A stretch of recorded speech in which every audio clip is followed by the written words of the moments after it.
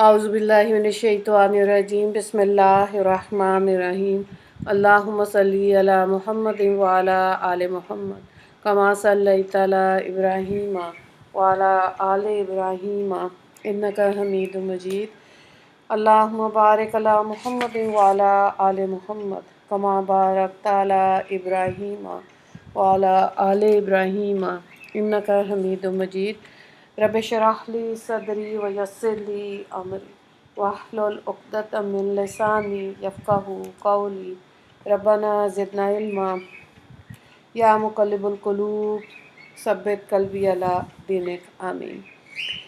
जी एक तो हमारा दिन चेंज हो गया। हदीस पाक का इंशाल्लाह हर पीर वाले दिन 4 बजे क्लास होगी और 4 हदीस को देखेंगे। पहली हदीस को देखें, वल मुजाहिदु मन जहदा नफ्सहु फ़ी ताअतिल्लाहि। हकीकी मुजाहिद वो है जिसने अल्लाह की अताअत और इबादत में अपने नफ्स से मुजाहिदा किया। अच्छा, अब देखिए इस हदीस में फरमाया कि असल मुजाहिदा वो है जो अपने नफ्स से अम्मारा के साथ किया जाए। असल में तो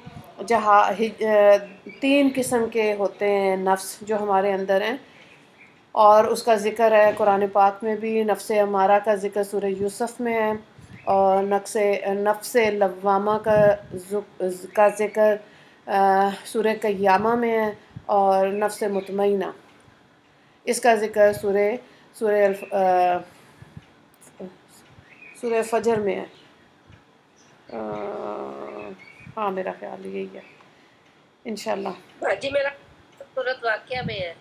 क्या चीज़? ये लफ्ज़ नमामा का मुतमइन्ना का जिक्र फजर में भी है और इसमें भी है। अच्छा ठीक है, सूरह फजर में है। ठीक है, और कह रही है सूरह वाक़या में भी है, उसको मुझे देखना पड़ेगा। बहरहाल सूरह फजर में तो इंशाल्लाह आप देख लें। अब देखें हिजरत की 2 किस्में जो है ना, इसमें इब्न हिजर रहमतुल्लाह ताला फरमाते हैं कि इस हदीस से मालूम हुआ कि हिजरत की 2 किस्में, एक ज़ाहिरी और दूसरी बातनी। अब हिजरत ज़ाहिरी जो है ना, ये है कि आदमी दीन की खातिर अपना वतन छोड़कर दूसरी जगह चला जाए, और जो बातनी हिजरत है इसके अंदर इंसान अपने गुनाहों की ज़िंदगी को छोड़कर और अताअत गुज़ारी वाली ज़िंदगी इख्तियार करें। इसमें मुहद्दिसीन रहमतुल्लाह फरमाते हैं कि आप सल्लल्लाहु अलैहि वसल्लम ने ये इरशाद इस वक्त फरमाया जब सहाबा कराम रज़ी अल्लाह ताला अन्हुम ज़ाहिरी हिजरत कर रहे थे। तो बाज़ उलमा फरमाते हैं कि इस हदीस में तसल्ली है उन सहाबा कराम रज़वानुल्लाह अलैहि अजमईन के लिए जो उज़र की वजह से ज़ाहिरी हिजरत नहीं कर सके थे।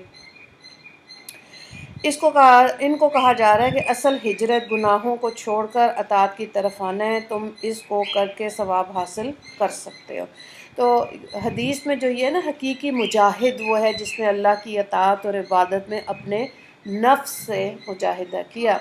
तो मुजाहिद देखिए वो है जो जिहाद करता है। इसके अंदर जहाद फिर नफ्स भी है, तलवार के साथ जहाद भी है, कलम के साथ भी जहाद है। हज़रत अबू हुरैरा रज़ी अल्लाह ताला अन्हु की हदीस सबसे ज़्यादा है, और ये उन्होंने कलम के ज़रिए दीन इस्लाम को फैलाया। हज़रत खालिद बिन वलीद की बात आती है तो उन्होंने तलवार से मुजाहिदा किया है, बहुत से ग़ज़वात किए, जंगें लड़ी। तो हर कोई, बाज़ लोग अपने वाज़ो नसीहत से करते हैं। और जो नफ्स का मुजाहिदा है ना, ये ऐसे ही है कि जैसे कोई चीज़ खाने को दिल कर रहा है। जैसे एक अल्लाह वाले थे, उनको सेब बहुत पसंद था तो उन्होंने नहीं खाया कि मैं अपने नफ्स को पूरा कर दूंगा, तो नफ्स को थोड़ा सा बेकरार ही रखते थे, सब्र में रखते थे नफ्स को। इसीलिए देखें हम लोग रोज़े रखते हैं, है ना। रोज़े के अंदर भी इंसान जो है वो अपने नफ्स को काबू में रखने के लिए सुबह से शाम खाना पीना छोड़ने के साथ साथ अल्लाह का ज़िक्र में, नमाज़ों की पाबंदी में, कुरान की तिलावत में अपने आप को मसरूफ़ रखता है। और ये बात भी है कि जो बच्चे दीन की समझ रखते हैं, ठीक है, मैंने ख़ुद देखा लड़के हैं और वो यूनिवर्सिटीज़ में पढ़ते हैं, निकाह नहीं हो रहा, देर हो रही है, तो अब 2-2 महीने के रोज़े रख रहे होते हैं। बाज़ तो कह भी देते हैं अपने वालिदैन को कि आप हमारा निकाह कर लें, हमारा सराउंडिंग्स, हमारा माहौल इस तरह का है कि ज़ाहिर है रंग बिरंगी इसमें औरतें नज़र आ रही होती हैं।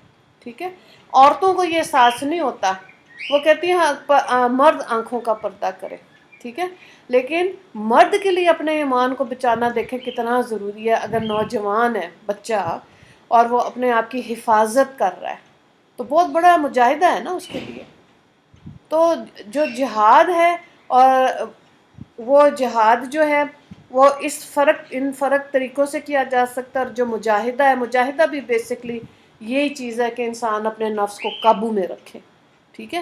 تو اب جب نفس کو کرے گا تو جو قرآن میں ہے نفس امارہ کی بات آتی ہے، تو اس کے اندر بیسکلی تو خیر یہ کافروں کا نفس ہے. یہ جو مطلب آپ اس کو آسان یہ سمجھ لیں کہ اپنے آپ کو 10 میں سے 10 نمبر کہ جی میں بالکل ٹھیک ہوں، ٹھیک ہے، مجھے امپروومنٹ کی ضرورت نہیں ہے. جو لوگ فرسٹ آتے ہیں کلاسز میں تھرو آؤٹ کافی سال آتے ہیں، تو کیا ہوتا ہے انہوں نے مینٹین رکھنا ہوتا ہے اپنی یہ پوزیشن. دوسرا نفس جو ہے وہ نفس لوامہ کی جو بات آ رہی ہے، یہ ہمارے جیسے گنہگار ہوتے ہیں جو غلطیاں بھی کر رہے ہوتے ہیں پھر توبہ کر لیتے ہیں. تو یہ اپنے آپ کو کوئی 10 میں سے 6 دے رہا نہ ہوتا ہے، نمبر کوئی 4 دے رہا ہوتا ہے. اور جو نفس مطمئنہ کی بات ہے سورہ فجر میں، اس کے اندر یہ ہے کہ یہ اللہ کے ولیوں کا نفس ہوتا ہے. یہ اپنے آپ کو کوئی نمبر نہیں دیتے، اپنے آپ کو عاجزی میں رکھتے ہیں. یہ اصل میں چیز جو ہے نا سیکھنی ہوتی ہے، ٹھیک ہے. اور اگر یہ نقطہ سمجھ آ جائے نا، اپنے آپ پہ یہ محنت کرنی ہوتی ہے. کوئی سامنے کھڑا ہے بول رہا ہے تو کوئی یہ بہادری کی بات نہیں ہوتی ہے کہ فوراً جواب دو اس کو. حضرت ابو بکر صدیق رضی اللہ تعالیٰ عنہ کا ایک آدمی بول رہا تھا، برا بھلا کہہ رہا تھا. آپ صلی اللہ علیہ وآلہ وسلم کھڑے تھے، مسکرا رہے تھے. حضرت ابو بکر صدیق رضی اللہ تعالیٰ عنہ کو نہیں سمجھ آئی. انہوں نے کہا کہ دل میں محسوس کیا کہ آپ بھی مسکرا رہے ہیں اور وہ بندہ بھی بولتا ہی جا رہا ہے. تو انہوں نے پھر آگے سے جواب دیا. آپ صلی اللہ علیہ وآلہ وسلم نے ناگواری کہ ان کے اثرات چہرے پہ آگے ہوئے تشریف لے گئے وہاں سے. تو حضرت ابو بکر صدیق رضی اللہ تعالیٰ عنہ پیچھے گئے. فرمایا کہ جب وہ مجھے برا بھلا کہہ رہا تھا میں خاموش تھا تو آپ نے کچھ بھی نہیں کہا. تو انہوں نے کہا کہ ایک فرشتہ اللہ نے مقرر کیا ہوا تھا، وہ تمہارے طرف سے جواب دے رہا تھا، لیکن جب تم نے اپنا حساب برابر کر لیا فرشتہ چلا گیا. ٹھیک ہے. تو اب یہ ہوتا ہے کہ ہمیں یہ شوق ہوتا ہے کسی نے مجھے 1 سنائی ہے میں 2 سنا دوں. تو یہ جو نفس ہے نا بولنے کا، دماغ میں برے خیالات آنے کا، اس پہ انسان نے خود مجاہدہ کرنا ہے. مجاہدہ کا مطلب ہے کہ تھوڑا سا وہ اپنے آپ کو خود امتحان میں ڈال کے اس کا اچھا پازیٹیو رزلٹ تبھی نکل سکتا ہے اگر وہ واقعی میں دین کی سمجھ رکھتا ہے. ہر ایک کو سوال جواب نہیں کرنے ہوتے، ٹھیک ہے. تو اسی لیے بعض اللہ والے کیا کہتے ہیں کہ جس نے ہماری خاموشی سے نہیں سیکھا اس نے ہمارے بولنے سے کیا سیکھنا ہے. بعض لوگوں کا اورا اتنا اسٹرانگ ہوتا ہے، اتنی پازیٹیوٹی ہوتی ہے کہ آپ بیٹھے ان کا اٹھنا بیٹھنا، پین پکڑنا، کتاب کھولنا، ہر چیز سے انسان سیکھ رہا ہوتا ہے کیونکہ سنتوں پہ عمل کرنے کے لیے اپنی زندگی میں محنت کی ہوئی ہوتی ہے. تو ان کا ہر عمل جو ہوتا ہے نا سنت کے قریب ہے. ٹھیک ہے. آپ بیٹھ ظاہر ہے جوتا پہنا پہلے آپ سیدھا پاؤں پہنے، اب کوئی اور الٹا پاؤں پہنے گا نا تو گھبراہٹ اس لیے ہوتی ہے کہ خود عمل کیا ہے نا سنت کے اوپر، سنت کو سمجھ کر نیت کر کے اس پر عمل کیا ہے. کوئی اور اگر لیفٹ پاؤں پہن لیتا ہے تو وہ پھر گھبراہٹ ہوتی ہے. تو اس کو آرام سے بتائیں کہ بیٹے یہ سنت طریقہ یہ آپ سیدھا پاؤں پہنیں. مزاج میں سمجھ ہوگی تو ٹھیک ہے، وہ کہیں گے، ورنہ آگے سے کیا جواب ملتا ہے، اپنا کام کریں. دین ہر ایک کے اندر ہوتا ہے، ہمیں پتہ کیا کرنا ہے. تو کوئی بات نہیں، کوئی بے عزتی نہیں ہوئی یہ، ٹھیک ہے. تو اگر تو وہ اس پہ عمل کر لے تو اس کا بھلا، بیسکلی تو اس کی بھلائی کے لیے ہی بات کی تھی نا. تو اگر اس کو سمجھ ہے پہلی دفعہ میں غلطی ہوگی اور اس کی ریگولر ہیبٹ کے اندر سنت ہی ہے تو بس ٹھیک ہے، بہت اعلیٰ، بڑی اعلیٰ بات ہے. ٹھیک ہے. تو اپنی ایک انجانے خوف میں، بے عزتیوں کے خوف میں اگر دین کی بات دوسرے تک نہیں پہنچائیں گے، جانتے ہوئے سمجھتے ہوئے دین کو، پھر اللہ ہماری گردن پہ ہاتھ ضرور رکھے گا. بتایا کیوں نہیں تھا، بولے کیوں نہیں تھے. اور یہ ہائیسٹ لیول آف ایمان ہوتا ہے کہ آپ دوسرے کو بڑے اچھے انداز میں دین کی سمجھ دیں. سیدھے ہاتھ سے کھانا کھانا ہے، کھانا کھانے سے پہلے پانی پینا ہے، غسل خانے جانا ہے الٹا پاؤں پہلے رکھیں، اور نور علی نور کیا بات ہو جاتی ہے کہ آپ دعاؤں کا بھی اہتمام کریں. ہر موقع کی دعا موجود ہے، گھر میں داخل ہونے کی، بیت الخلاء میں جانے کی، کھانا کھانے سے پہلے، آخر میں، ٹھیک ہے، مسجد میں داخل ہونے کی، بازار میں داخل ہونے کی، ہر دعا موجود ہے. دھیان ہوتا ہے تو انسان اس چیز دعاؤں کا اثر اپنی زندگیوں میں محسوس کرتا ہے. ورنہ تو آپ دیکھیں ہم جس دور میں رہ رہے ہیں نا، ہوا فضا میں سود کا اثر ہے،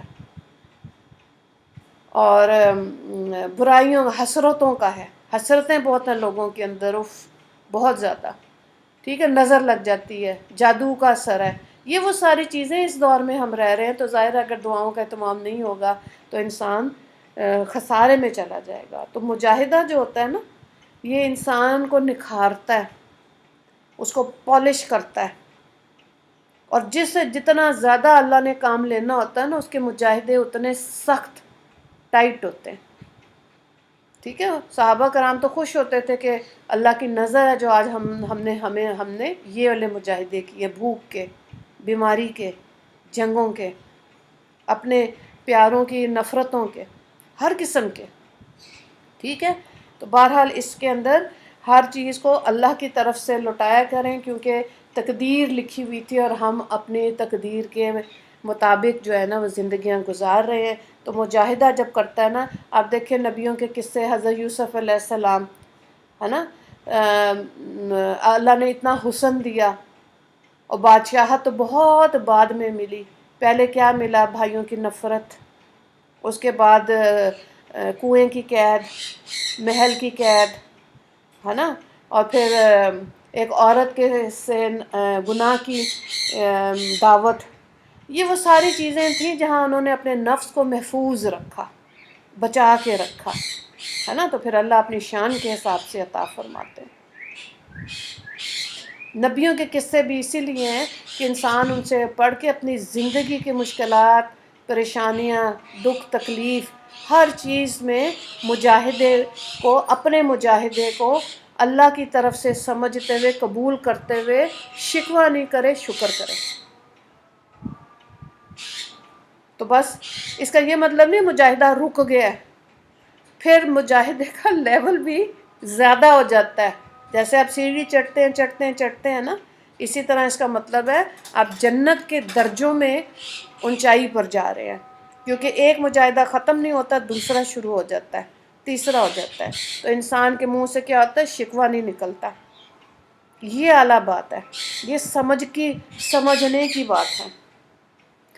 اب دیکھیں جب ہجرت کی تھی، یا جو آرمی ایئر فورس میں جو پوسٹنگز ہوتی ہیں، ٹھیک ہے، ایک جگہ سے دوسری جگہ ٹریول کرنا ہوتا ہے، یہ اتنا آسان نہیں ہوتا. گو کہ آہستہ آہستہ انسان عادی ہو جاتا ہے، لیکن ایک نئے شہر میں، نئے لوگوں میں، نئے اپنے گھر کی سراؤنڈنگز کے حساب سے، بچوں کا اسکول، اپنا مارکیٹ جانا، اپنے لیے وہ ہر چیز کو کمفرٹیبل کرنا ٹائم لگتا ہے.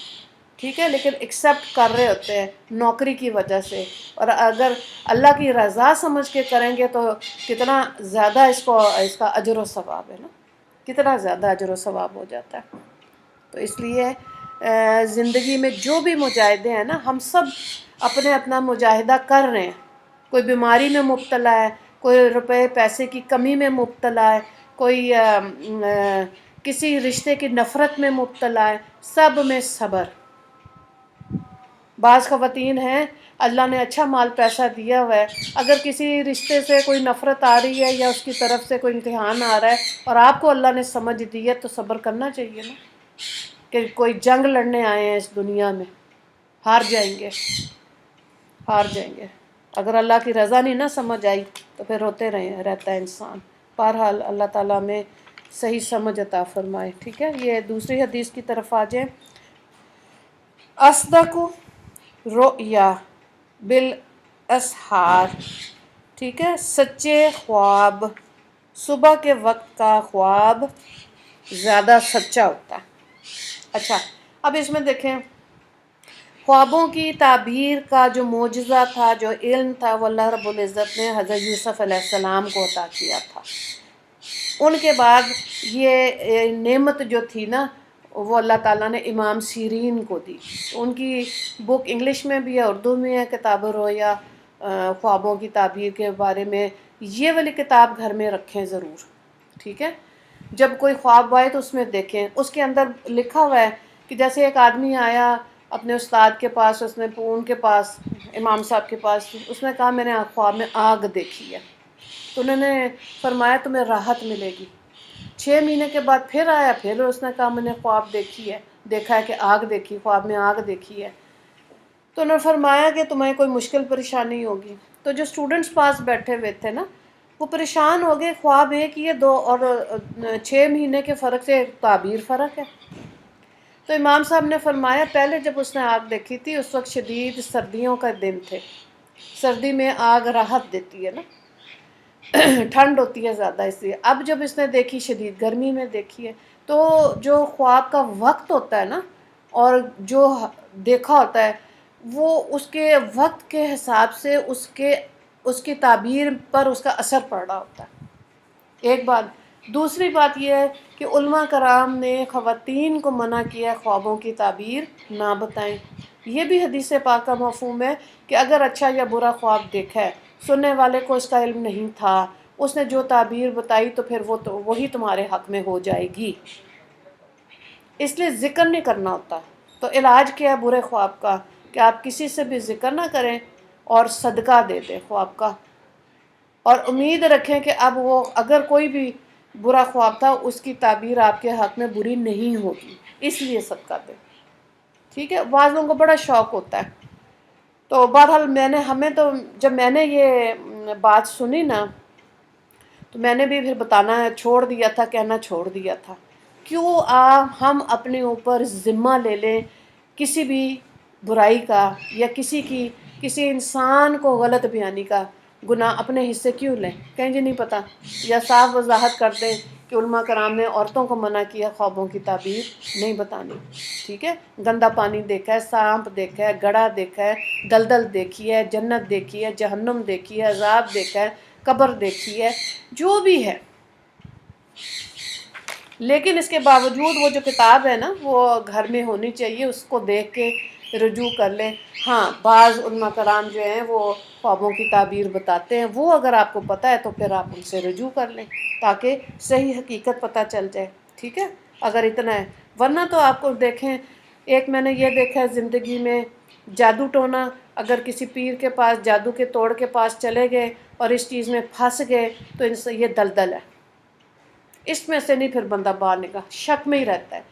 کتنی زندگی عورتیں شک میں گزار دیتی ہیں، اس نے جادو کیا، اس نے باندھا ہوا ہے اور اس نے یہ کیا ہوا ہے، اسی شک میں۔ جس دن اس چیز کو میں نے چھوڑا اور صبح شام کی دعائیں پڑھنی شروع کی، دماغ ہلکا ہو گیا۔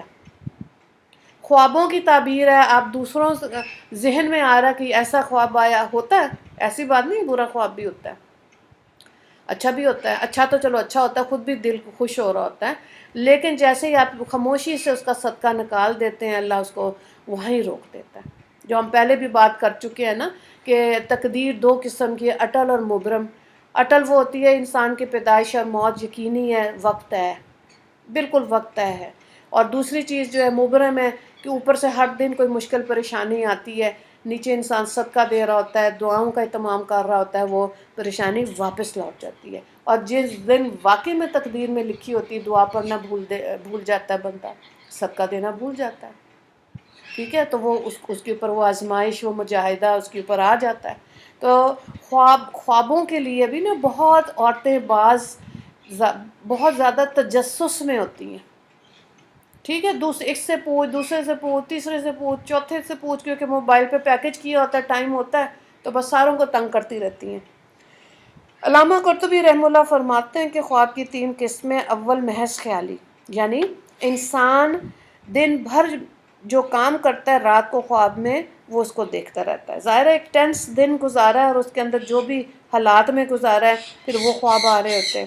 دوسری قسم یہ ہوتی ہے بشارت الہیہ، اسی خواب کے بارے میں حدیث بالا میں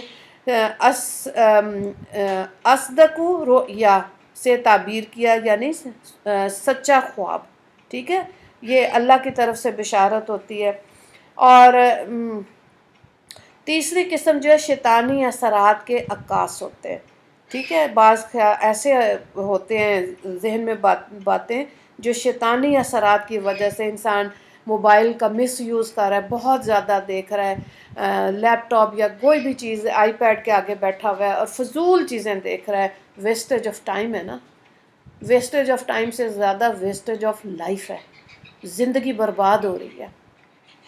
ہر سانس کے ساتھ جو ہے ہمارا واپسی کا سفر کم ہوتا جا رہا ہے، یعنی کہ ہم واپسی کا سفر زیادہ ہوتا جا رہا ہے، یعنی کہ ہم نے واپس جانا ہے. ٹھیک ہے. تو اب اس کے اندر اگر انسان اپنے سانسوں کو مس یوز کر رہا ہے اور احساس نہیں ہو رہا کہ میرے سے غلطی ہو رہی ہے نا. جو ہم نے پچھلی کلاس میں دیکھا تھا نا کہ گانا بجانا، اس میں سے کئی خواتین کے میسج آئے اتنی پریشان کہ ہم اسکول میں ٹیچر ہیں، بچوں کو لے کے جانا ہوتا ہے میوزک کلاس میں، اب کیا کریں. ٹھیک ہے. وہ اب ظاہر ہے جب at the time of job at the time of selection of your job, اس وقت تو یہ ساری چیزیں نہیں پتہ تھی، یا یہ حدیث بھی سنی ہوئی تھی تو انسان ریلیکس ہوتا ہے یا کیجول ہوتا ہے. ہو سکتا ہے اس وقت بھی دھیان گانے کی طرف نہ ہو، لیکن جب دین کے نسبت سے شریعت کے حساب سے بات سمجھ آ گئی ہے، اپنے آپ کو بچائیں، اپنے کانوں کو، دل کو بچائیں. ٹھیک ہے. ممکن حد تک بچوں کے اندر بڑی محبت سے ان کو سمجھائیں، کیونکہ یہ فتنہ جو گانے بجانے والا ہے نا، یہ بہت زیادہ ہے. اور یہ بھی ہم نے دیکھا تھا کہ گانے بجانے والی جو عورتیں زیادہ اس سے منسلک ہوتی ہیں، سننے والی، بجانے والی، گانے والی، یہ دجال کی ساتھی ہوں گی. خود بخود ایک جو گروپ دجال کا بننا، یہ خود بخود اس میں ایڈ ہوتی جائے گی. تو خواب جو ہوتا ہے نا، سحری کے وقت کے خواب سچے ہونے کی وجہ مولا علی قاری رحمہ اللہ فرماتے ہیں کہ اس کی کئی وجوہات ہو سکتی ہیں. اول یہ کہ آخر رات کو دل اور دماغ کو سکون ہوتا ہے، اس لیے سچے خواب ملتے ہیں. یہ وقت ملائکہ کے نزول کا ہوتا ہے، اس لیے سچے خواب آتے ہیں. تیسرا یہ کہ اس وقت میں اللہ تعالیٰ آسمانی دنیا پر تشریف فرما ہوتے ہیں. ان سب وجوہات کی بنا پہ کہا جا سکتا ہے سحری کے وقت کے خواب عموماً سچے ہوتے ہیں. تو بہرحال یہ ہم نے دیکھ لیا کہ یہ اس چیز کا جو ذکر ہے نا، وہ ہر ایک سے نہیں کرنا، اور اپنے آپ کو خوابوں کی دنیا سے نکال کے جو جتنی بھی رہ گئی ہے حقیقت میں زندگیاں گزاریں اور دعاؤں کا اہتمام کریں اور اللہ کو اور اللہ کے نبی کو راضی کرنے کی کوشش کریں. ایسے وقت گزاریں، کیونکہ دیکھیں 40 سے جیسے ہی اوپر جاتے ہیں نا ایج میں، تو پچھلی غلطیوں کا احساس ہوتا ہے. اور وہ خواتین جو خاص طور سے دین کی سمجھ کے لیے کوئی قرآن پڑھ رہی ہے، کوئی حدیث کو سن رہی ہے، کوئی فقہ کی تعلیم لے رہی ہے، تو جیسے جیسے دین سمجھ آتا ہے نا، پھر پچھتاوا آنا شروع ہوتا ہے. حسرتیں تب بنتی ہیں کہ اوہو اتنا وقت ضائع کر دیا اور ہمیں سمجھ ہی نہیں تھی. تو اس میں بھی علماء کرام کہتے ہیں کہ بھول چوک معاف ہے. جو گناہ انجانے میں کیے ان پہ گرفت نہیں ہوگی. ہاں جو سمجھ آنے کے بعد کیے ہیں تو اللہ تعالیٰ پوچھیں گے نا، ہاں بھئی تمہارے پاس کوئی بتانے والا نہیں آیا تھا، ہے نا. یہ سوال اللہ تعالیٰ کافروں سے حشر کے میدان میں کریں گے. وہ صاف مکر جائیں گے کہ نہیں. امت وسط کس کو کہا؟ مسلمانوں کو. مسلمان کہیں گے نہیں یا اللہ، ان کے پاس حضرت عیسیٰ آئے، ان کے پاس حضرت یونس آئے، ان کے پاس حضرت لوط آئے، ان کے پاس حضرت موسیٰ آئے، سارے نبی آئے، یہ جھوٹ بول رہے ہیں. اور جسم کے اعضاء بھی جو ہے وہ گواہی دیں گے کہ نہیں، اس بندے نے خود گناہ کیا. ٹھیک ہے. تو پھر یہ ایسے نہیں ہے کہ ایسے جہنم میں ڈال دیا جائے گا، نہیں. سب گواہیاں جب ہو جائیں گی بالکل ٹھیک. آج دنیا میں تو انسان دیکھتا ہے نا کہ جھوٹے گواہ بکتے ہیں عدالت کچہری میں. وہاں نہیں ایسے ہوگا، وہاں انصاف ہوگا. اگلی حدیث کو دیکھیں. خیرکم، تم میں سے بہتر وہ ہے من تعلم القرآن، جو قرآن کی تعلیم دے، وعلمہ، اور اس کو سکھائے. ٹھیک ہے. یعنی کہ قرآن کو سیکھنے اور سکھانے والا سب سے بہتر انسان ہے. حافظ ابن حجر رحمہ اللہ اس حدیث کی شرح میں فرماتے ہیں جو شخص قرآن مجید کو سیکھے پھر لوگوں کو سکھائے تو یہ سب سے افضل اور بہترین لوگوں میں سے ہیں، کیونکہ اس نے دونوں چیزوں کو جمع کیا. یعنی پہلے خود سیکھا اور اس کے بعد سکھایا. تو تعلق کہاں بن رہا ہے؟ قرآن کے ساتھ. تو بہت میں نے بچیوں کو دیکھا ہے جو اپنے میڈیکل سائنس میں اپنا ڈاکٹرز بھی بن رہی ہوتی ہیں، اور بھی جو پروفیشنل سٹڈیز ہیں اس کے ساتھ ساتھ وہ یہ عالمہ کا کورس کر رہی ہوتی ہیں یا قرآن کلاس ہوتی ہے ان کی اور حدیث کو سن رہی ہوتی ہیں، تو دونوں چیزیں ساتھ ساتھ لے کے چل رہی ہوتی ہیں۔ اس میں پھر یہ کہ ہوتا ہے کہ ان کو سمجھ آ جاتی ہے کہ ہم نے اللہ کو راضی کیسے کرنا ہے، جو ہم نے پڑھا ہے اس کے اندر پھر فرونیت نہیں آتی۔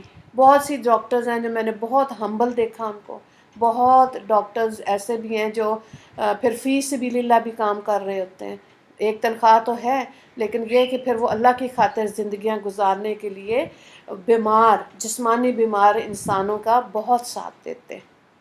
ٹھیک ہے نا، نبی تو آنے ختم ہو گئے ہیں، لیکن امت وسط اور امت محمدیہ کی خوبی یہ ہے کہ ان کے اخلاق اچھے ہوں اور اللہ کی مخلوق میں خیر بنے، یہ مزاج ہونا چاہیے، پھر یہ اللہ تعالیٰ حکمت اور دور اندیشی عطا فرما دیتے ہیں۔ تو اس کے بعض علماء فرماتے بہترین ہونے کی وجہ یہ کہ نبی کریم صلی اللہ علیہ وآلہ وسلم کا دنیا میں تشریف لانا اس مقصد کے لیے تھا کہ وحی کے ذریعے جو قرآن حاصل ہو اس کی حکمت کو سیکھا اور دوسروں کو سکھایا جائے۔ تو اب جو بھی قیامت تک قرآن پاک کو سیکھے اور سکھائے تو یہ شخص گویا رسول اللہ صلی اللہ علیہ وآلہ وسلم کے خاص مشن کا علم بردار ہے۔ اس کو آپ صلی اللہ علیہ وآلہ وسلم سے خاص الخاص نسبت حاصل ہوگی، اس لیے ان سب کو سب سے افضل قرار دیا گیا۔ اور ملا علی قاری رحمہ اللہ فرماتے ہیں انبیاء علیہ السلام کے بعد یہ لوگ بہترین ہیں جو کلام اللہ کو سیکھیں اور پھر سکھائیں، مگر اس سیکھنے اور سکھانے میں اخلاص اور رضا الہی کو سامنے رکھیں، دنیاوی کوئی غرض سامنے نہ ہو۔ اب دیکھیں اگر مرد ہے وہ قرآن کی تعلیم دے رہا ہے، سکھا رہا ہے، تو اس نے گھر بھی چلانا ہے نا، تو یہ نہیں ہو سکتا، ہمیں خود ہی سمجھنا چاہیے کہ اسکول کالج یونیورسٹی کی فیسز اتنی زیادہ اور قاری صاحب کو بس 300 400 500 میں فارغ کر دیا مہینہ میں محنت کرنے کے بعد۔ قاری حضرات کو بھی چاہیے جو بچے جن کو پڑھا رہے ہیں ان کو دیکھیں ان کا لباس ٹھیک ہے، باوضو ہیں، قرآن پاک کو ایسے توڑوڑے مڑوڑے نہیں۔ بہت عورتیں قرآن کے پیجز کو الٹا کے نشانیاں لگا لیتی ہیں، حالانکہ کوئی دھاگا، بک مارک ایسی چیزیں اویلیبل ہیں وہ رکھنے چاہیے، صفوں کو سیدھا رکھیں۔ ٹھیک ہے، ادب ہے قرآن کا، اور قرآن کا یہ بھی ادب ہے کہ ہم خود بھی جو ناظرہ قرآن پڑھ رہے ہوتے ہیں تو سال میں 2 دفعہ اس کو پڑھا جائے۔ ٹھیک ہے، ایک رکوع اگر پڑھیں گے تو 2 قرآن اس طرح سے پڑھیں کہ ایک ناظرہ قرآن پڑھیں اور دوسرا ترجمے والا پڑھیں۔ ٹھیک ہے، اس کے ساتھ بھی اگر آپ کی قرآن کی کلاس ہے، کسی کہیں ایڈمیشن لیا ہے 4-5 سال کے لیے قرآن کو سمجھنے کے لیے، ایون دین تب بھی اپنا قرآن جو ہے نا ناظرہ قرآن علیحدہ سے خود سے جو ترتیب میں چل رہا ہے اس کو ضرور پڑھنا چاہیے۔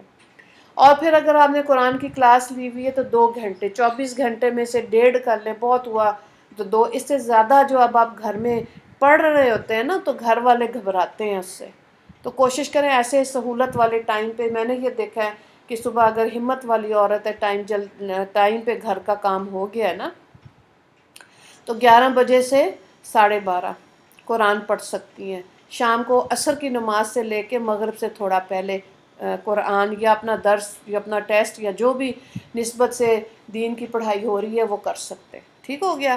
اب آپ دیکھیں کہ یہ پھر کیونکہ زندگی میں ایک مقصد مل گیا نا کہ ہم نے قرآن کی آیات کو سمجھنا ہے، شان نزول کو دیکھنا ہے، اسائنمنٹ کرنی ہے، کوئز کرنا ہے یا ٹیسٹ دینا ہے۔ تو اب یہ بات ہے کہ 4-5 سال کے لیے اگر آپ نے کہیں داخلہ لے لیا ہے اور اپنی زندگی میں قرآن کو کسی حیثیت سے داخل کر لیا ہے ذمہ داری والی، تو پھر اس ٹل ڈیتھ ہونا چاہیے، استقامت ہونی چاہیے۔ 4-5 سال کی بات نہیں ہے، پھر اس کو اپنے ساتھ رکھیں مرتے دم تک، یہ اللہ کو اچھا لگتا ہے نا۔ 6-7 سال کی نیکی تو بڑا آسان ہے، 6 سال میں وہ عالمہ کا کورس ہوتا ہے، اس کے بعد پڑھنے کے بعد کدھر گئے؟ پڑھانا چاہیے نا اپنے محلے میں، کسی کو نورانی قاعدہ پڑھا دیں، کسی کی تجوید کرا دیں، کسی کو حفظ کرا دیں۔ حفظ والا مزاج تو ہمیشہ زندگی میں ہونا چاہیے، یا تو آپ دعائیں حفظ کر رہے ہوں یا قرآن کی آیت حفظ کر رہے ہوں۔ اب رمضان آئے گا لاسٹ ویک آف فیبرری میں یا مارچ کے شروع میں، تو آپ کچھ صورتیں تیار کریں تاکہ نمازوں کے اندر وہ یاد کی ہوئی 30ویں پارے کی صورتیں ہیں یا کوئی اور ہیں تو وہ آپ نماز میں پڑھ سکیں دل جمی سے، ہے نا۔ اس نماز کا لطف ہی بڑا ہوتا ہے جس میں آپ نے قرآن کو یاد کر کے پڑھا ہوتا ہے۔ اور یہ دیکھیں کہ فجر کی نماز کے بعد کا جو قرآن ہے نا، اس کے اندر اللہ تعالیٰ دنیا میں بہت زیادہ نوازتے ہیں، آخرت میں تو اس کا اجر ملنا ہی ملنا ہے نا۔ 3 الفاظ ہے نا، جیسے الف لام میم، 30 نیکیاں ہوگی، رمضان میں 70 گناہ ہو گیا، تو وہ آپ دیکھیں کہ کتنا عورتیں اگر خالی ناظرہ بھی پڑھ رہی ہیں۔ اب تو الحمدللہ دورہ قرآن ہوتا ہے رمضان میں، عورتوں کے لیے سہولت ہو گئی، تو اس کی نسبت بھی کہاں ملتی ہے۔ حضرت جبرائیل علیہ السلام نے دورہ کرایا نبی کریم صلی اللہ علیہ وآلہ وسلم کو، ہر رمضان سے پہلے ہوتا تھا، اور جس سال آپ کی وفات ہونی تھی اس سے پہلے جو رمضان آیا تھا 2 دفعہ دورہ ہوا، وہ پڑھتے تھے آپ صلی اللہ علیہ وآلہ وسلم، سنتے تھے، ٹھیک ہے۔ تو بات یہ بھی خواتین کے لیے آسان ہو گیا اب دورہ سننا، کیونکہ روزہ سحری افطاری تک بات چلی گئی نا، تو بس کچن سمیٹا جاتا، سارا دن نہیں کچن کھلا ہوتا۔ تو اب اپنے لیے دیکھیں، صبح وہ بھی ٹائم وہی ہے، 11 سے 12:30 یا 1 بجے، 2 گھنٹہ شام کو 27 دن میں یا 29 دن میں ایک قرآن مکمل ترجمے اور تشریح کے ساتھ قرآن کی آیت ضرور سننی چاہیے، ٹھیک ہے۔ تو کتنی بڑی سہولت ہو گئی نا۔ اور تراویح اگر آپ پڑھ رہی ہیں عورتیں، تو تراویحوں کے اندر بھی آپ 20 رکعتیں پڑھی ہیں، اور تو اس میں بھی ایک قرآن مکمل ہو جاتا ہے، اس کے ساتھ ساتھ اپنا بھی پڑھیں۔ اور اپنا تزکیہ کیسے کر سکتے ہیں؟ عید والے دن دیکھیں کیا قرآن پاک کھلا کہ بالکل بند قرآن پاک، اور سر اور منہ بالکل سوئیوں کے اندر، میٹھے کے اندر، کھا کے شوگر لیول زیادہ سوئے رہیں گے، پھر تو نماز بھی نہیں پڑھی جاتی، ٹھیک ہے۔ عید کو عید کی طرح منائیں ضرور، خوشیوں والا دن ہے، لیکن آپ دیکھیں اپنا تعلق ایک دن بھی قرآن کے ساتھ نہ جوڑیں۔ 3 دن کی بات آتی ہے کہ اگر لگاتار 3 دن آپ نے قرآن نہیں پڑھا تو پھر اٹکن آنی شروع ہو جاتی ہے، پکی بات ہے۔ کوئی بھی ہو، حافظ ہو، بغیر حافظ کے صرف ناظرہ قرآن پڑھ رہے ہیں، اونچ نیچ آنے شروع ہو جاتی، قرآن پاک جو ہے نا وہ ناراض ہو جاتا ہے۔ اسی لیے قبر کے اندر قرآن جو ہے وہ یا ہمارے حق میں یا ہمارے خلاف حجت بنے گا، حشر کے میدان میں یا قرآن ہمارے لیے سفارش کرے گا یا ناراض ہوگا کہ انہوں نے حق نہیں ادا کیا۔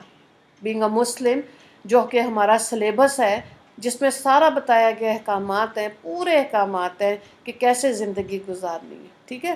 اب دیکھیں سورہ البقرہ کے اندر ہی شادی کیسے کرنی ہے، طلاق کیسی ہونی ہے، رضاعت کیسی ہے، بچے کو دودھ پلانا ہے، اسی سے فقہ بنتی ہے۔ فقہ مطلب مسائل، جب مسائل کا حل، تو پھر وہ سارے پڑھا ہوگا اور فقہ پڑھی ہوگی تو پتہ چلتا ہے نا زندگی کیسے گزارنی ہے، اور مسائل کا حل کیا ہے، تو یہ بہت ضروری ہے۔ اور تو اللہ تعالیٰ ہمیں صحیح معنی میں قرآن کی سمجھ جو ہے نا لینے کی، کیونکہ یہ وہ کلام ہے جو اللہ رب العزت نے خود لکھا ہے۔ اسی لیے علماء کرام کہتے ہیں نا کہ جب دل کرتا ہے نا اللہ ہم سے باتیں کرے تو قرآن پڑھے۔ وہاں اللہ تعالیٰ کہتے ہیں یا ایھا الذین آمنوا یا ایھا الناس قل یا ایھا الکافرون، کافروں سے ایک ہی دفعہ بات کی ہے اللہ تعالیٰ نے، ٹھیک ہے۔ تو اللہ تعالیٰ وہاں پہ باتیں سمجھا رہے ہیں، کیسی پاکیزہ زندگیاں گزارو، خود بھی سکون میں رہو اور میری مخلوق کو تنگ مت کرو، ٹھیک ہے۔ تو جب جیسے جیسے قرآن پڑھتے ہیں نا انسان کو ترجمہ پھر سنتا ہے، تشریح بھی سنتا ہے، تو بہت انسان کے دل ذہن میں وسعت آتی ہے، زبان میں نرمی آتی ہے جو کہ آنی چاہیے۔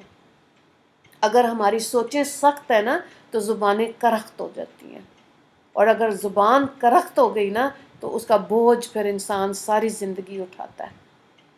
اس لیے الفاظ کا استعمال بہت سوچ سمجھ کے کرنا چاہیے، بہت زیادہ، اس کا بھار بہت ہماری اپنی جان پہ پڑتا ہے۔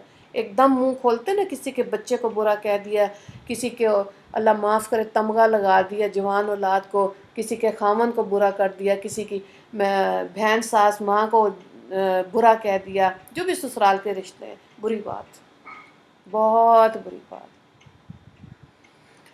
ٹھیک ہے۔ اگر اللہ ایک دفعہ بھی ہمارے جملے کی پر گرفت کر لے تو سارا دن میں تو پھر کیا، ایک ہی دن میں صفحہ ہستی سے ہم لوگ مٹ جائیں۔ اللہ تو ہمیں موقع دیتا، ہر دن ہر دن ہر دن اچھے بنو، اپنی غلطی سے رجوع کرو، توبہ تائب ہو، میری مخلوق کو تنگ نہیں کرو، ٹھیک ہے۔ تو یہ وہ ساری چیزیں ہیں کہ جب جو قرآن پڑھنے سے، حدیث پڑھنے سے، دین کی محفلوں میں بیٹھنے سے، دین کی بات سننے سے انسان کے اندر دل میں اترتی جاتی. جتنا ہم نے دل صاف کیا ہوگا اتنی جلدی تیزی سے دل پہ اثر کر جاتی ہے. ٹھیک ہے. اور پھر ایک یہ بھی حدیث پاک ہے کہ ایک جماعت ہے جو حق پر قائم رہے گی آخری وقت تک. وہ وہی لوگ ہیں جو دین کو سیکھ کر سکھا رہے ہوتے ہیں، قرآن کو سیکھ کر سکھا رہے ہوتے ہیں. ہر مسلک کہتا ہے میری جماعت جو آخری وقت تک جو ہے نا وہ قائم رہے گی، اللہ میری جماعت سے خوش ہے. دوسرا کہتا ہے نہیں میری جماعت سے خوش ہے.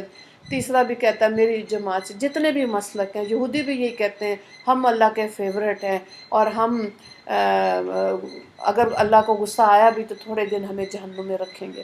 ہم تو جہنم کو سوچنا بھی نہیں نا چاہ رہے. تو بہرحال نیکی کرنا اور نیکی پھیلانا، اللہ کی مخلوق میں خیر بننا، اور خیر کی ہی بات، امید کی بات، حوصلہ دینا دوسرے کو، یہ اللہ کو اچھا لگتا ہے. ڈاکٹر بھی آپ دیکھیں اگر کینسر پیشنٹ ہے، کوئی اور مریض ہے، پورا آرام سے سمجھاتا ہے کہ جی میڈیکل سائنس کی روح سے آپ کو یہ پرابلم ہے، یہ آپ نے اس کی میڈیسن لینی ہے، اور اگر آپ کی ڈائبٹیز اور بلڈ پریشر کنٹرول نہیں ہے تو آپ کو ہارٹ آپ کا جو ہے پرابلم میں آئے گا. یہ دوائی اثر نہیں کرے گی اگر آپ یہ چیزیں کنٹرول نہیں کریں گے. اسی طرح ان دنیا کی بھی چیزیں ہیں. اگر ہمارے دل کے اندر غیر کی محبت ہے، دماغ کسی اور کو سوچ رہا ہے، تو پھر کہاں سے دل کا سکون آئے گا. اور اس دنیا میں سب سے زیادہ امیر وہ ہے جس کے دل کو سکون ہے، جس کے ذہن کو سکون ہے. بس ہاں اپنی محنت کریں، اس کے بعد اللہ پہ چھوڑ دینی ہوتی ہے ہر بات. ٹھیک ہے. اس لیے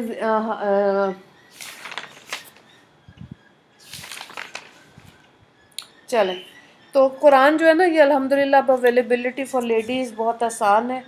ہر جگہ تقریباً ہر محلے میں کہیں نہ کہیں درس قرآن ہو رہا ہوتا ہے. کوشش کریں کہ لائیو سنیں. اور بعض خواتین کے مرد جو ہیں وہ سخت ہوتے ہیں کہ گھریلو کام میں اتنا الجھا کے رکھتے ہیں، تو آپ کوئی ایک سہولت والا وقت لے کے گھر میں آن لائن کلاس لے لیں، تب بھی انشاءاللہ فائدہ ہو جائے گا. ٹھیک ہے. مطلب انسان سیکھ سکتا ہے.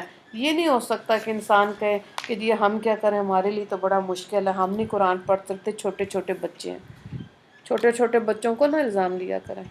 بعض عورتیں کہتی میرا تو میاں اتنا سخت ہے، وہ ہمیں پڑھنے نہیں دیتا. میاں کو پتہ بھی نہیں ہونا، خود ہی سے اپنے آپ سے ہی. ٹھیک ہے. اپنے دل میں جھانکنے کی ضرورت ہوتی ہے، اپنے آپ سے سچ بولنا چاہیے. چلیں آخری حدیث جو آج کی ہے وہ دیکھیں. آیات المنافق کی نشانیاں جو ہیں منافق کی ثلاثت 3 ہیں. اذا جب حدثا بولے تو جھوٹ بولے، اور اذا وعدہ وعدہ کرے، اخلفا تو وعدہ خلافی کرے، اور اذا جب وعزت تمنا خانہ جب اس کو امانت دی جائے تو وہ خیانت کرے. اچھا منافق جو ہوتا ہے نا اس کا مطلب ہے گنہگار. ٹھیک ہے. اور کیسے منافق بنتا ہے؟ نفاق کی اصل معنی ہے ظاہر باطن کے مخالف ہونا. پھر نفاق کی کئی قسمیں ہیں، یعنی زبان جو ہے وہ دل کا ساتھ نہیں دے رہی ہوتی، دل میں کچھ اور ہوتا ہے، زبان کچھ اور کہہ رہی ہوتی ہے. یہ منافق ہوتا ہے. پھر کیونکہ دل ایسے بنے ہوئے ہوتے ہیں تو اس لیے وہ پھر زندگی میں عمل بھی اکارڈنگ ٹو دیئر غلط بات، یعنی کہ منافقوں والی باتوں کے حساب سے زندگی گزار رہتے ہیں. ان کو سمجھ ہی نہیں آتی. شرم تو بہت دور کی بات ہے کہ کیا زبان سے بات نکل رہی ہے، بس کھلتی اندر سے سانپ اور بچھو نکلنے شروع ہو جاتے ہیں. تو سوچ سمجھ کے اسے علماء کرام کہتے ہیں نا پہلے تولو پھر بولو، کہ پہلے سوچ لو اور پھر بول لو. ورنہ بعض دفعہ ایسے جملے انسان بولتا ہے ساری زندگی جو ہے نا پھر پس کے رہتا ہے، تو بری بات ہے. بعض دفعہ لوگ اس کو ایسی سرکمسٹانسز میں ڈال دیتے کہ تم نے مجھے ایسے کہا تھا، چلو جی رشتہ خراب. ٹھیک ہے. اور اللہ کی ناراضگی بھی تب آتی ہے کہ جب انسان کسی کو بہت برا بھلا کہہ کے اس کے دل کو چوٹ پہنچائے تو پھر اللہ بھی ناراض ہو جاتا ہے. ٹھیک ہے. دوسرا عملی نفاق ہے، اس کا مطلب یہ ہوتا ہے دل سے تو اعتقاد ان سب کے حقائق ہونے کا رکھتا ہے، مگر اپنے دینی انحطاط کی وجہ سے، دینی کمزوری کی وجہ سے ان باتوں کو بھی اختیار کرتا ہے، جو منافقین کا خاصہ اور نشانی ہے. ایسا شخص فاسق ہے. تو ایک تو ہوگی نفاق، یعنی کہ دل زبان ایک نہیں ہے، مخالف ہیں جو. اور دوسرا کون ہوتا ہے؟ فاسق. فاسق کا مطلب ہوتا ہے گنہگار. تو اب یہاں پہ یہی بات ہے، علامہ عیانی رحم اللہ فرماتے ہیں اس حدیث میں مومن کو ڈرایا گیا کہ ان کمزوریوں سے اپنے آپ کو بچانے کا غایت درجہ اہتمام کرے کہ میں کہیں منافقین میں تو نہیں داخل ہو گیا. تو علماء نے اس حدیث کو بھی جوامع الکلم میں شمار کیا، کیونکہ انسانی اعمال 3 قسم ہوتے ہیں. جوامع الکلم ہوتا ہے مختصر الفاظ میں جامع بات کرنا. ایسی 40 احادیث کی کتابیں موجود ہیں جن احادیث کے الفاظ مختصر ہیں، لیکن ان کا مفہوم، ان کی تشریح پہ جائیں تو انسان 2 گھنٹے بھی بول سکتا ہے اور 2 کتابیں بھی تشریحات کی لکھ سکتا ہے. ان کو کہتے ہیں جوامع الکلم. نبی کریم صلی اللہ علیہ وآلہ وسلم جوامع الکلم تھے، مختصر الفاظ میں گفتگو کیا کرتے تھے. ہم تو ایک بات کرتے ہیں نا، پھر اس کو دوسری دفعہ کرتے ہیں، پھر تیسری دفعہ کرتے ہیں، بولتے ہی جاتے ہیں، بولتے ہی جاتے ہیں، بولتے ہی جاتے ہیں. کئی لوگوں کی عادت ہوتی ہے ایک ہی بات کو ریپیٹ، بس سمجھ آ گئی اگلا جملہ بتائیں، اگلی بات کریں.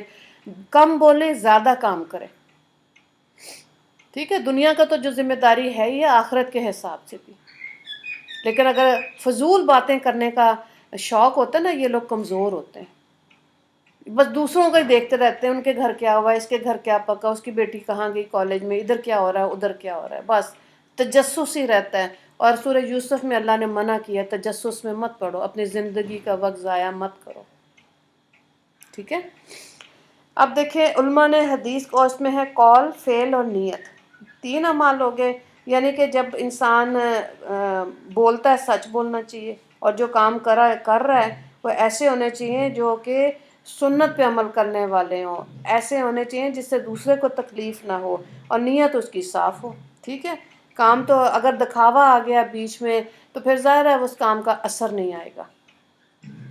اور اگر ہماری ظاہر ہے جھوٹ بولنے کی عادت ہے، ایک اور حدیث کا مفہوم ہے کہ مسلمان وعدہ خلاف ہو سکتا ہے، حالانکہ یہاں کا کیا کہا ہوا ہے کہ مومن وعدہ خلاف نہیں ہوتا، نہ امانت میں خیانت کرتا ہے.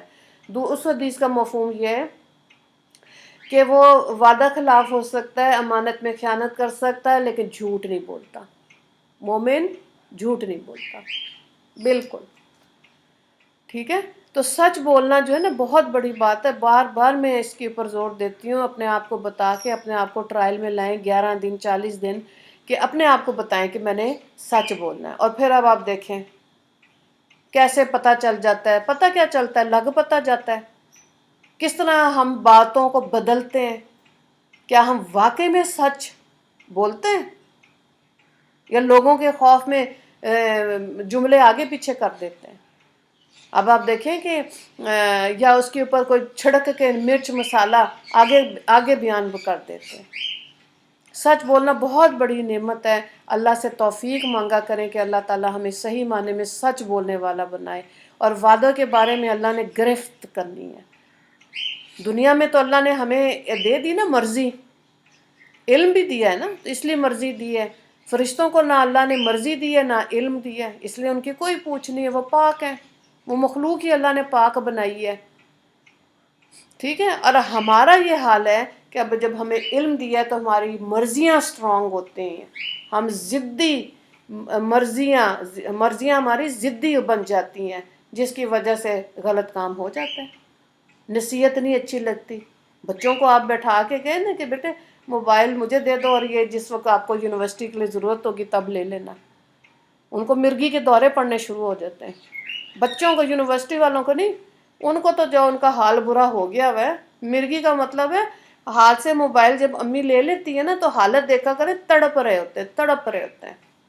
چھوٹے چھوٹے بچوں کو جن کو مائیں موبائل کے ساتھ کھانا کھلاتی ہیں وہ بھی تڑپ رہے ہوتے ہیں، ان سے موبائل واپس لے لیتے ہیں. ٹھیک ہے. تو یہ وہ چیزیں مان جائیں کہ غلطی ہے. مانیں گے تو پھر اصلاح توبہ کریں گے نا.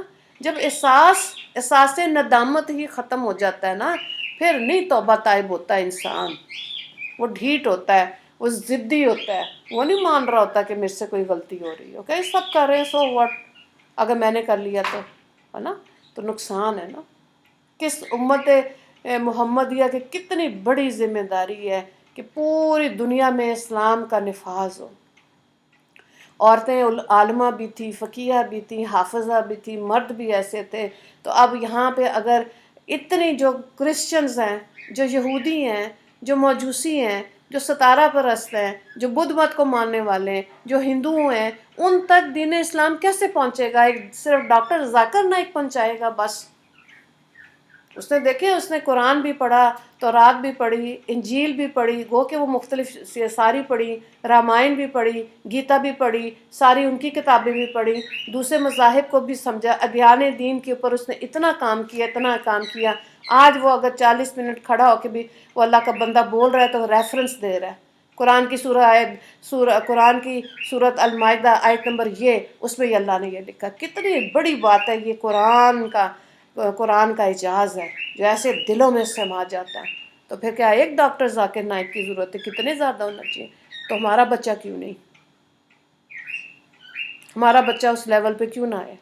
چھوٹے چھوٹے بچوں کو، نواسوں کو، پوتوں کو دیکھ لیں کہ اگر ان کے اندر صلاحیت ہے، اچھا ذہن رکھ رہے ہیں تو حافظ قرآن پہلے بنائیں. وہ حافظہ، وہ دماغ جس نے اللہ کی کتاب کو حفظ کر لیا، ٹھیک ہے، اب وہ دیکھیں اپنی دنیا کی تعلیم میں بہت آگے نکل جائے گا. کتنا خوبصورت ہے مومن بننا، بہت خوبصورت ہے. ہر گندگی سے دور، ہر بے حیائی سے دور، پاک دامنی، حیا، ہے نا، اور اس کے اندر صاف ستھرے رہنا، طہارت کی فکر، نماز کی فکر، جھوٹ نہیں بولنا، وعدہ خلافی نہیں کرنا، امانتوں کی خیانت. امانت کی خیانت میں دیکھیں اب تو امانتیں ایز سچ رکھوائی نہیں جاتی، بینک آ گیا نا. کسی کے بھی گھر جا رہے ہیں، سگی بہن کے گھر میں بھی، تو اس کا شیمپو، اس کا لوشن لے رہے ہیں تو بے دھڑک ہو کے مت استعمال کریں. پوچھیں کہ تمہاری چیز ہے، میں لے لوں؟ تمہارا جوتا میں پہن لوں، دوپٹہ لے لوں، کوئی چوڑی پہن لوں؟ پوچھ کے لے. یہ نہیں ہوتا کہ بعض دفعہ نندیں آ کے بھابھیوں کی الماریاں کھول رہی ہوتی ہیں، یہ بھی میں پہن لوں، یہ بھی میں لے لوں، اور یہ ایسے. بہت بری بات ہے. اور حدیث پاک ہے کہ جو نندیں ہوتی ہیں نا، جب بھابھی کے گھر میں آتی ہیں تو بھابھی کے حکم کے ماتحت بن کے رہتی ہیں. رہنا چاہیے. بھابھی کی مرضی ہے، جو مرضی پکا کے کھلائے، جیسے مرضی رکھے. تو اگر الٹ حساب کریں گے تو پھر وائس ورثہ ہوتا ہے. بڑا تگنی کا ناچ ناچتی ہیں ایسی عورتیں جو برائی کرتی ہیں. دین کی سمجھ آئی نہیں، پیار محبت سمجھا نہیں، تقوی طہارت سمجھا نہیں، بے دھڑک ہو کے شیطان کی چیلیاں بننے کا شوق ہے. کتنی بری بات ہے. جو اللہ نے ذمہ، جیسے جیسے آپ دین پڑھیں گے آپ کو اپنا گھر اچھا لگے گا. کچا ہے یا پکا وہ قسمت ہے. ٹھیک ہے، وہ چھوٹا ہے، 5 مرلے کا ہے، 10 مرلے کا، 12 کا ہے، 2 کنال کا ہے.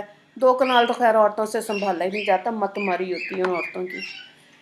وہ گھر اپنا ہوتا ہے. ٹھیک ہے، جو ہمارا اپنا ہے تو اس کو جنت بنائیں، خوشی سے رہیں. ایک عورت بہت سٹرونگ بنا سکتی ہے اپنے والد کو، خاوند کو، بیٹے کو، بھائی کو. کس چیز سے؟ مال پیسے سے نہیں، اچھے الفاظ سے. 2 لفظ اچھے بولنا. وہ ایک میری بیٹی ہے، وہ جو بھی اس کا چھوٹا سا بھی کام کریں تو کہتی تھینک یو ماما. اتنا زیادہ کرتی ہے، اتنا زیادہ کرتی ہے. اس کی بھی اب 2 بیٹی ہیں تو وہ بھی آٹومیٹکلی چھوٹی سی بھی کوئی چیز ماں نے لا دی نا، کوئی آئس کریم کھلا دی، کوئی لنچ باکس میں ان کی پسند کا چیز رکھ دی تو وہ اپنی ماں کو کہتی ہیں تھینک یو ماما، کیونکہ وہ دیکھ رہی ہے کہ ان کی ماں نانی کو کیسے تھینک یو کر رہی ہے. تو یہ شکر والے لفظ تو ہم بولتے نہیں. خامن کو کبھی کہا تھینک یو، تم نے میرا اتنا ساتھ دیا؟ یہ پتہ ہے کہ اس نے یہ دیکھا، وہ دیکھا، ہمیشہ کرٹیسائز. کوئی آنکھوں کو اللہ سے مانگا کریں کہ اللہ ہمیں ایسے دنیا میں میاں بیوی دکھا جو محبتوں والے ہیں، جو آپس میں ایک دوسرے کی قدر کرتے ہیں. تو اگر دیکھنے کی ضرورت ہے تو خود بن جائیں، سچ بولیں خامدوں کے ساتھ. بس دیکھیں خدا کیا الفت اور محبت اور اس کے دل میں رحم ڈال دے گا.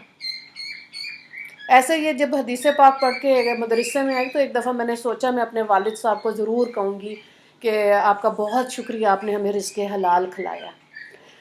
کیونکہ ہم لوگ لفظوں کے چور ہیں. ویسے جو مرضی باتیں کرا لو، گھنٹہ 1.5 نان سٹاپ انسان بول لے. آپ یقین کریں 2 سال لگ گئے.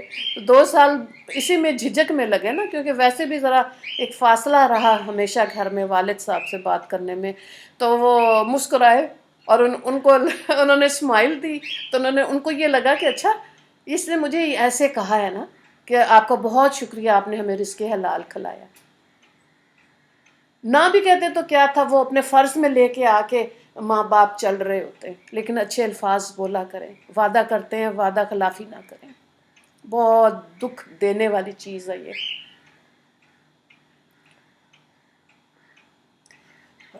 اور اس پہ مجھے بہت زیادہ فکر اس لیے ہوتی ہے، دکاندار ہے، گاہک ہے، جھوٹ، میاں بیوی جھوٹ، رشتے آپس میں جھوٹ، آپ آزما کے دیکھ لیں، جن گھروں میں یہ چیزیں نہیں ہیں وہ مبارکباد کے مستحق ہیں۔ سچ بولے، سچ، پھر دیکھیں وعدہ کرنے میں کبھی وعدہ خلافی نہیں ہوگی۔ کسی نے امانت دی ہے، کبھی بھی نہیں آپ خیانت کریں گے۔ کسی کے گھر جا کر بھی آپ کسی کا لوشن شیمپو خود سے اجارہ داری سمجھ کے استعمال نہیں کریں گے، کبھی بھی نہیں۔ آپ اجازت لیں گے کہ میں تھوڑا سا استعمال کر لوں۔ وہ میری نند ہیں، وہ آتی ہیں، وہ کہتی شگفتہ یہ تمہارا میں لوشن لے لوں، میں کہا لے لیں، آپ ہی پڑا ہوا ہے۔ کوئی ایسے کہتی نہیں، پھر بھی پوچھنا تو چاہیے نا، ایٹیکیٹس ہے نا۔ حالانکہ باہر کے ملک میں رہتی ہیں وہ، لیکن ظاہر ہے اگر انگریزوں نے مسلمانوں کے طریقے سیکھ لیے ہیں تو کیا جہنم میں مسلمان جائیں گے؟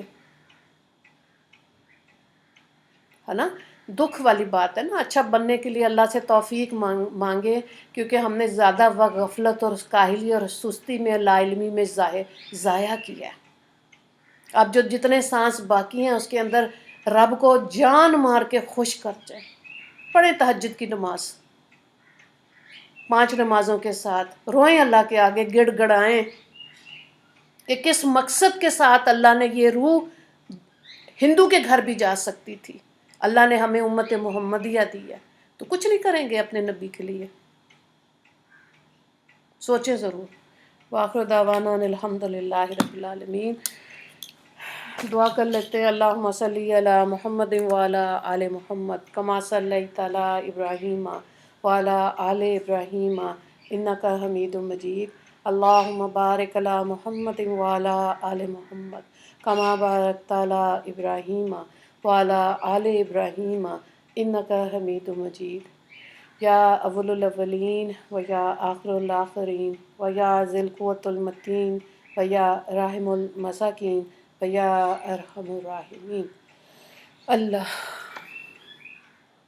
ربنا ظلمنا انفسنا وإن لم تغفر لنا وترحمنا لنكونن من الخاسرین۔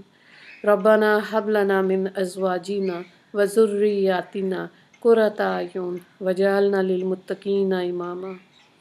اللہم اغفر للمسلمین والمسلمات والمؤمنین والمؤمنات رب ارحمہما کما ربیانی صغیرا۔